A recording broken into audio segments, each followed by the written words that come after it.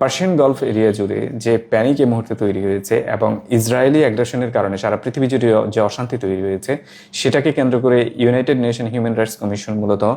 আর্জি জানিয়েছে সারা পৃথিবীর সব দেশের কাছে যে ইসরায়েলে যেন যে কোনো ধরনের ডিফেন্স ডিল তারা কমপ্লিটলি সাসপেন্ড করে এবং ইসরায়েলে যেন কোনো ধরনের ওয়েপন সেল না করে, এবং হেজবুল্লাহর উপর যে মারাত্মক টর্চার মূলত হচ্ছে ইসরায়েল চালিয়ে যাচ্ছে এই মুহূর্ত পর্যন্ত, তার প্রত্যেকটা মূলত আলটিমেটলি এই পিস টককে ডিস্ট্রয় করার সর্বোচ্চ চেষ্টা হিসেবে দেখা হচ্ছে। ইরান হিজবুল্লাহকে ডমিনেট করতে গিয়ে তারা মূলত বেনজাবেল মূলত একটা শহর আছে যেটা আলটিমেটলি হচ্ছে সাউদার্ন লেবাননে ইসরায়েল বর্ডারের খুব কাছাকাছি, এন্টায়ার সিটিকে তারা লিটারালি মাটির সাথে মিশিয়ে দিয়েছে এবং পুরো সিটির চারপাশ থেকে এই মুহূর্তে ইসরায়েলি সোলজাররা ঘিরে রেখেছে। গ্রেপ করার প্রচেষ্টায় আছে মূলত ইসরায়েলি সোলজার, এবং বোঝা যাচ্ছে যে এভাবে যদি তারা এগিয়ে যায় তাহলে এই সিটি তারা গ্রেপ করবে এবং এটাকে তাদের নিজেদের একটা সিটি হিসেবে ঘোষণা করতে